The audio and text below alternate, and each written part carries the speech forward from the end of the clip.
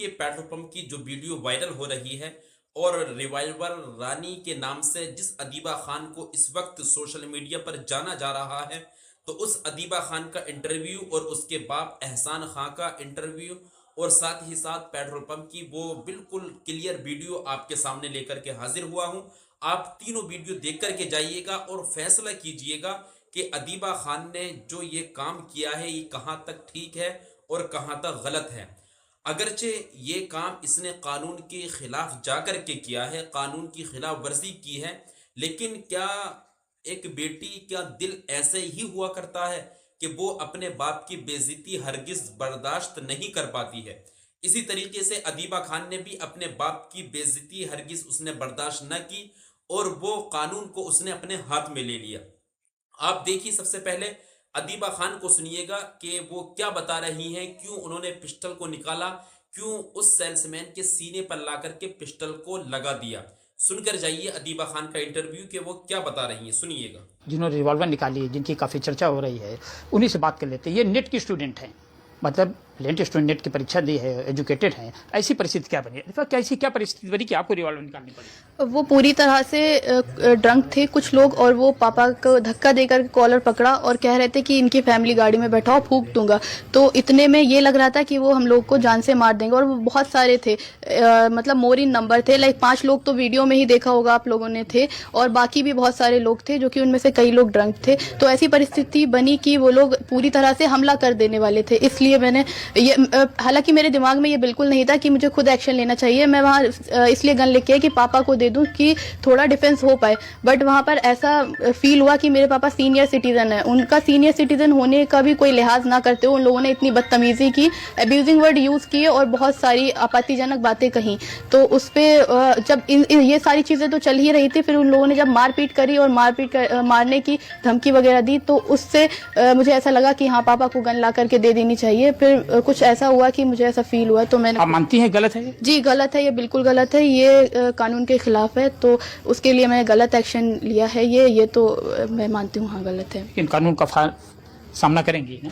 जी, उन्हीं ने, मतलब ये जो जस्ट लाइक जो मैंने किया है ये तो कानून के खिलाफ है, रूल्स मैंने डिसओबे किए हैं। बट हाँ, मुझे इन सारे रूल्स के बारे में एज सच पूरी जानकारी नहीं थी और एट अ टाइम मैंने पुलिस को जब कॉल किया तो पुलिस भी टाइम पर आई और उन लोगों ने हमें बचाया, वहां से निकाला। पुलिस को कॉल आपने किया? जी, पुलिस को कॉल किया और ये करने के बाद एट अ टाइम मैंने उसके गन लगाई तो थोड़ा शांत हुआ मामला। फिर हम लोग कार में जाके बैठे तो उन लोगों ने कार घेर ली और बोल रहे थे कि फूंक दो कार। तो पुलिस आई, पुलिस सही टाइम पर आ गई, उन्हीं ने हमें बचा लिया। पुलिस का बहुत बड़ा रोल है हम सबकी जान बचने में, उन्हीं ने सारा हम लोग को बचाया और वहां से निकाल करके ले गए, तो थोड़ा मामला शांत हुआ हम लोग को।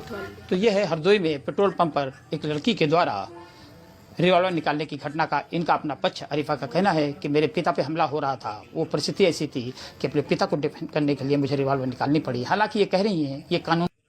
आपने सुना कि किस तरीके से अदीबा खान ने अपना पूरा इंटरव्यू दिया, पूरी बात बताई, जो भी वहां पर हरदोई के पेट्रोल पंप पर जो भी घटना घटी थी, जो भी सीएनजी डलवाते हुए जो भी मामला सामने आया था, पूरी बात बताई और ये भी बताया कि मेरा इरादा वो काम करना नहीं, रिवॉल्वर चलाना नहीं था, लेकिन मामला ऐसा संगीन हो गया कि मुझको खुद ही रखना पड़ गया।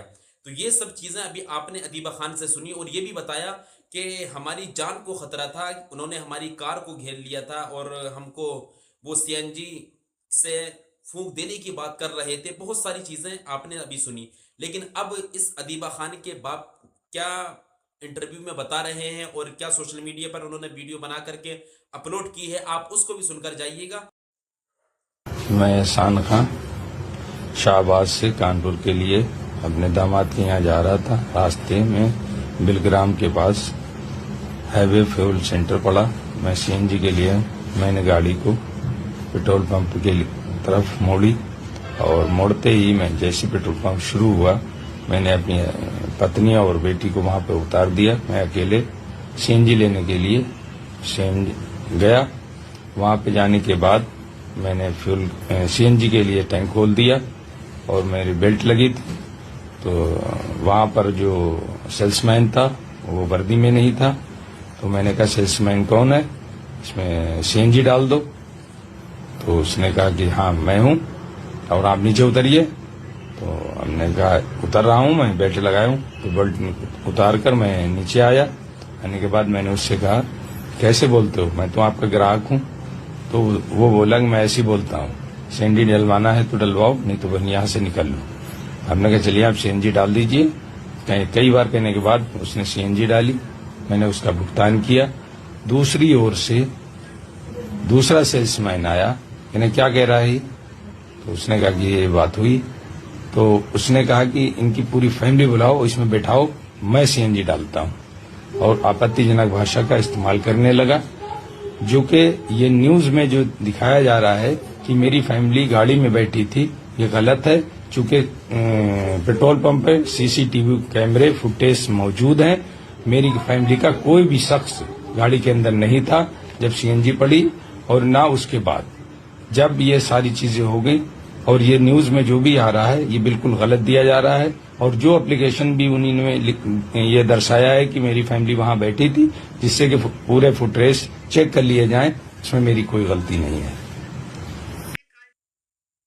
और फिर ये बातें किस हद तक पहुंच गई, और ये बातें किस हद तक क्या कि एक उस अदीबा खान ने रिवॉल्वर निकाल करके उस सेल्समैन के सीने पर रख दिया, इस हद तक ये घटना पहुंच गई। लेकिन आपने सुन लिया पूरी बात को कि किस तरीके से ये घटना पहुंची, और जो सोशल मीडिया पर दिखाया जा रहा है कि वो कार से नहीं उतर रहे थे सीएनजी डलवाने की वजह से, और डल रही थी, और कानून है कि कार से उतरना चाहिए, नहीं उतर रहे थे। लेकिन जो सीसीटीवी फुटेज में देखा जा रहा है कि इस तमाम फैमिली वाले जितने भी लोग, तीनों लोग उसके अंदर सवार थे, सब कार के बाहर हैं, कोई अंदर नहीं है। और ये भी दावा किया एहसान खान ने कि आप चाहे सीसीटीवी फोटोज और निकाल करके देख लें, अगर किसी भी ये सीसीटीवी फोटोज के अंदर अगर आपको लगे कि सीएनजी डलते वक्त कोई कार के अंदर मौजूद था, तो ऐसा कोई भी सीसीटीवी फोटोज अभी तक सोशल मीडिया पर साझा नहीं किया गया है कि जिससे ये बात साबित हो कि हाँ वो सीएनजी डलते वक्त वो कार के अंदर मौजूद थे।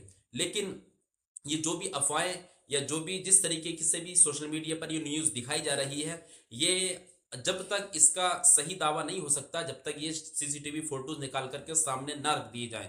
लेकिन इसी चीज़ को बताते हुए कि वो नहीं निकल रहे थे तभी झगड़ा हुआ, न जाने किस बात पर ये झगड़ा हुआ हो। और आपने पूरा सुन लिया होगा कि क्या वजह पेश आई जिस वजह से ये झगड़ा हुआ था। लेकिन जब मार पीट पर नंबर आया, तब अदीबा खान जाकर के वो रिवॉल्वर निकाल कर लेकर आई, फिर उसने ला करके वो सीने पर ताना। जब उसने ये काम किया तब ये सब मामला शांत हुआ। अगरचे इसने ये कानून को हाथ में लिया और कानून इस पर कार्रवाई करेगा भी, एफआईआर भी दर्ज हो चुकी है और कार्रवाई भी अब होगी। लेकिन आप ये बताइए कि एक बेटी ने जो अपने बाप की इज्जत के लिए किया, तो वो कहाँ तक दुरुस्त है? क्या एक बेटी को इस हद तक चले जाना चाहिए, कानून को हाथ में ले लेना चाहिए? नहीं लेना चाहिए।